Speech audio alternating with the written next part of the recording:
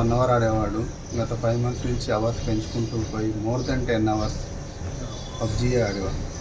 ఆ పబ్జీ ఆడడం వల్ల మన మానసిక స్థితి అంతా దెబ్బతిన్నది. అంటే మేమేం చెప్పినా కూడా ఇంటలేడు. లైక్ ఎర్లీ మార్నింగ్ లేవడం అనేది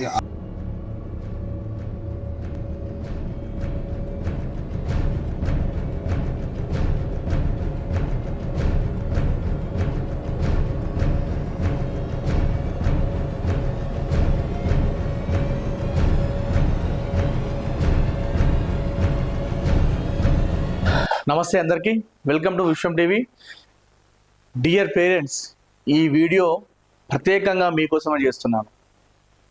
మీ పిల్లలు మీ ఇంట్లో కానీ లేదా బయట కానీ ఎలా ప్రవర్తిస్తున్నారో వారిపైన ఒక కన్నేసి కనిపెడుతున్నారా?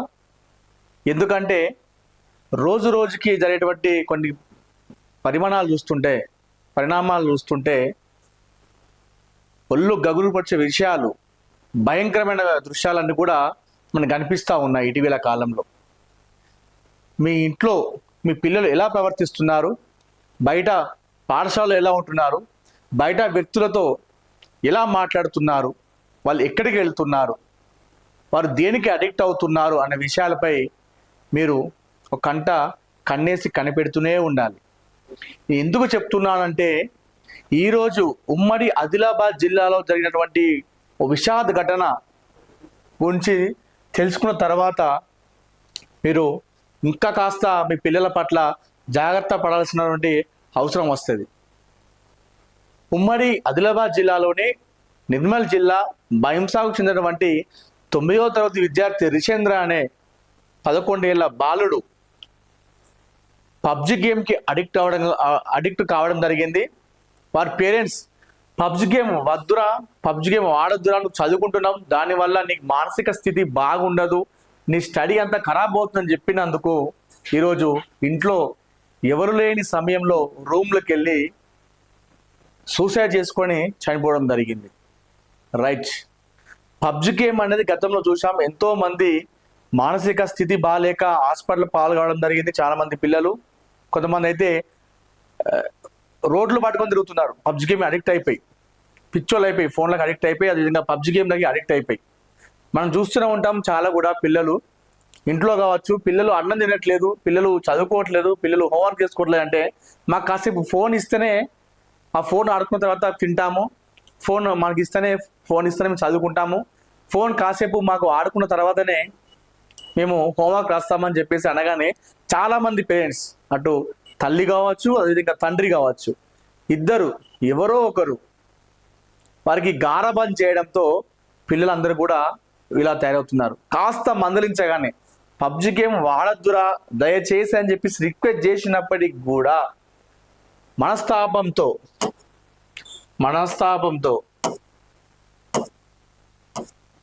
రైట్, మీకు స్క్రీన్లో కనిపిస్తున్నటువంటి బాలుడు రిషేంద్ర 9వ తరగతి చదువుతున్నాడు. ఈ బాలుడు రోజు 10 గంటలకు పైగా పబ్జి గేమ్ ఆడుతున్నాడు.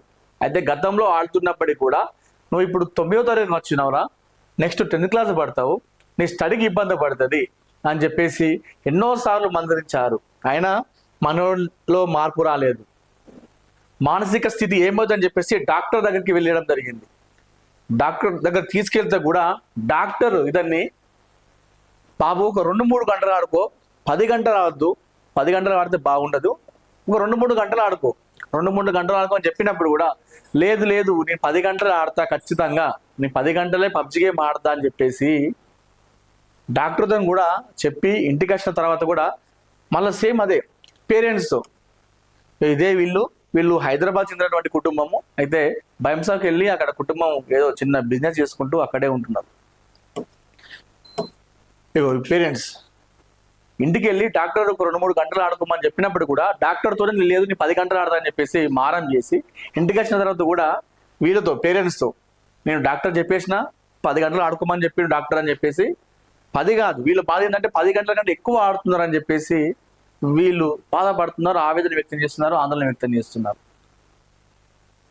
సో ఇది ఎంత అంటే ఇందులో కొంతమంది పేరెంట్స్ కూడా తప్పు ఉంది.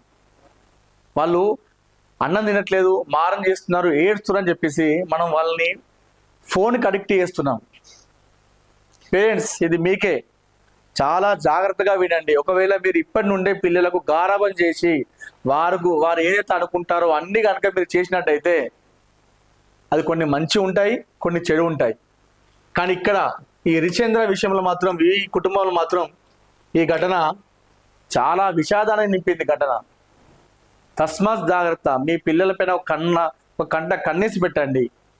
వాళ్ళు ఏం చేస్తున్నారు, ఎక్కడికి వెళ్తున్నారు. ఇద్దరికి ఒక రూమ్ అంట స్పెషల్గా. వాళ్ళ పేరెంట్స్ ఒక రూమ్లో ఉంటారట, ఇద్దరికి ఒక రూమ్లో వస్తారట. సో ఇలాంటి నిర్ణయాలు, తప్పుడు నిర్ణయాలు కొన్ని. ఎందుకంటే అతను ఒక బాలుడు, చదువుతున్నాడు, అతను ఏం చేస్తాడనేది మనం ఎప్పుడు వారిపైన కన్నేసి పెట్టాలి. ఒక స్పెషల్ రూమ్ ఇస్తుంటే ఆ స్పెషల్ రూమ్లో ఒక్కడు దేనిపైన బాధపడుతున్నాడు, అతనికి ఏం కావాలి, అతను ఆ రూమ్లో ఏం చేస్తున్నాడు, ఫోన్లో ఏం ఆడుతున్నాడు, ఫోన్లో ఏం చేస్తున్నాడు, ఇలాంటి విషయాలన్నీ పేరెంట్స్. సో ఇలాంటి కొన్ని విషయాలలో స్పెషల్ రూమ్ ఇచ్చి వాళ్ళని ఏదో గారాబంగా నేను మంచిగా చూసుకుంటానని మీరు అనుకుంటారు. అది ఇలాంటి ఘటనలకు, ఇలాంటి వాటికి దారితీస్తుంది. మొత్తానికైతే ఉమ్మడి ఆదిలాబాద్ జిల్లాలో జరిగినటువంటి ఈ ఘటనతో చాలా మంది షాక్ గురవుతున్నారు. ఆ కుటుంబం అయితే ప్రస్తుతం పుట్టెడు దుఃఖంలో మునిగిపోయింది. ఇటు తల్లి తండ్రులు ఇద్దరు కూడా బోరున విలిపిస్తున్నారు. ఆ తల్లి బాధ చూడండి. తండ్రి మాట్లాడితే చెప్తున్నాడు కానీ తల్లి అయితే ఏం చెప్పలేకపోతుంది. నా కొడుకుని నేను పోగొట్టుకున్నానే అనే బాధలో ఆ తల్లి మునిగిపోయింది. మాట్లాడమంటే ఆ తల్లి ఏం మాట్లాడలేదు, తండ్రి మాట్లాడుతున్నాడు. మాట్లాడుతూ చెప్పిన విషయాలు చూస్తే 10 గంటలు ఆడుతున్నాడు పబ్జి గేమ్, అది ఆడొద్దని చెప్పేసినాం. అయితే మరి ఎప్పటి నుంచి ఆడుతున్నాడు 10 గంటలు, ఈ మధ్య ఎందుకు సూసైడ్ చేసుకున్నాడు అని చెప్పేసి మీరు అనుకోవచ్చు. అయితే గత 3 రోజుల కింద ఈ విషయం పైన చాలా వీళ్ళు కట్టడి చేయడం జరిగిందట పేరెంట్స్. అంటే ఫోన్ లాక్కొని 3 రోజుల నుండి చాలా అంటే వీళ్ళ పరంగా అది కరెక్టే, అంటే వీళ్ళ పరంగా వాళ్ళు కరెక్ట్ చేసాడు. అది రిషేంద్ర అనే బాలుడు, వీళ్ళ అబ్బాయి దాన్ని టార్చర్గా ఫీల్ అయ్యాడు. నన్ను మొత్తానికి ఫోన్ ఇస్తలేరు, నన్ను ఆడిపిస్తలేరు అని చెప్పేసి 3 రోజులు ఉండి, అంటే 3 రోజులు పబ్జి గేమ్ ఆడకపోతే సూసైడ్ చేసుకుని చనిపోయినంటే అతని మానసిక స్థితి, ఆయన మానసిక పరిస్థితి, ఆ పిల్లాడి మానసిక పరిస్థితి ఎంత దూరం వెళ్ళిందో మరి అర్థం చేసుకోవాలి, ఎంత అడిక్ట్ అయిపోయినో అర్థం చేసుకోవాలి. సో తస్మాత్ జాగ్రత్త పేరెంట్స్. మీరు మీ పిల్లల పట్ల, వాళ్ళ ఇంట్లో కావచ్చు, బయట కావచ్చు, ఎక్కడైనా సరే వాళ్ళు ఎలా ఉంటున్నారు, వాళ్ళ ప్రవర్తన ఎలా ఉంది, వాళ్ళ రూమ్లో ఏం చేస్తున్నాడు, ఒక్కడు ఉంటే ఎలాంటి ఆలోచనలు వస్తూ ఉంటాయి అనే ఈ విషయాలన్నీ కూడా మీరు ఒక కన్నేసి పెట్టాలి మీ పిల్లల పైన. కానీ ఈ రోజు జరిగినటువంటి ఈ ఘటన ఏదైతుందో, ఈ ఘటన వల్ల చాలామంది, అది చూడండి, అసలు 11 సంవత్సరాల బాలుడు, జస్ట్ 11 సంవత్సరాల బాలుడు కేవలం పబ్జి గేమ్ ఆడద్దు అన్నారనే మనస్తాపంతో ఇంట్లో ఉరేసుకొని చనిపోవడం అనేది ఎలా తీసుకోవాలి ఈ విషయాన్ని? ఇది ఎక్కడ జరుగుతుంది మిస్టేక్? పిల్లలు అర్థం చేసుకోవట్లేదా, లేదంటే పేరెంట్సే తప్పిదాలు చేస్తున్నారా అనేది పేరెంట్స్ మాత్రం ఖచ్చితంగా వాళ్ళకి ఏమి ఇష్టం, వాళ్ళకి ఎలాంటివి ఇష్టం చేయాలి. మీరు చిన్నప్పటి నుండి ఫోన్ అలవాటు చేస్తే పెద్ద విన్న తర్వాత వాళ్ళ అలాగే అలవాటు అవుతుంది. మీరు చిన్నప్పుడు వాళ్ళు అల్లరి చేస్తున్నారు, వాళ్ళు అన్నం తినట్లేదు, వాళ్ళు హోంవర్క్ చేసుకోవట్లేదు అని చెప్పేసి మీరు ఫోన్ ఇచ్చారనుకోండి, ఒకవేళ అదే వాళ్ళకి అలవాటు అయిపోయి దాన్ని పెద్ద పెరిగిన తర్వాత ఇలాంటి ఘాతుకాలకు పాల్పడుతూ ఉంటారు. ఉమ్మడి ఆదిలాబాద్ జిల్లాలో జరిగిన ఈ ఘటన వల్ల ప్రస్తుతం ఆ కుటుంబంలో విషాదాలు ఉన్నాయి. తల్లిదండ్రులకు ఈ వార్త అనేది హెచ్చరిస్తుంది. Be alert parents. మీ పిల్లలపై ఓ కన్నేసి పెట్టండి. నిన్న మా అబ్బాయి చనిపోయాడు due to addiction of the PUBG. The main cause is only the PUBG. గత 5 months నుంచి, అంటే అర్లీగా 1 hour ఆడేవాడు, గత 5 months నుంచి అవర్స్ పెంచుకుంటూ పోయి మోర్ దెన్ 10 hours పబ్జీ ఆడేవాడు. ఆ పబ్జీ ఆడడం వల్ల మన మానసిక స్థితి అంతా దెబ్బతిన్నది. అంటే మేమేం చెప్పినా కూడా ఇంటలేడు.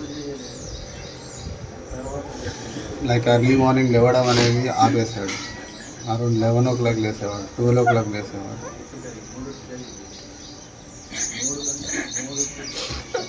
చేశారు కదా, తను మార్చుకోలేదా విధానాన్ని? లేదు, మెడికేషన్ అంటే హైదరాబాద్లో హాస్పిటల్లో ఎంఆర్ఐ స్కాన్లు వాళ్ళు చెప్పినవి అన్నీ చేశాము. ఇక్కడికి వచ్చిన తర్వాత నిర్మల్లో మనోవైద్యం డాక్టర్ బంగారు సుధీర్ గారు, ఇదే సైకియాట్రిస్ట్ ఆయన దగ్గరికి వెళ్ళాము. కౌన్సిలింగ్ అయ్యింది.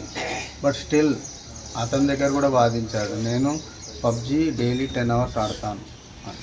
డాక్టర్ చెప్పాడు 1-2 hours ఆడు బాబు అన్నాడు.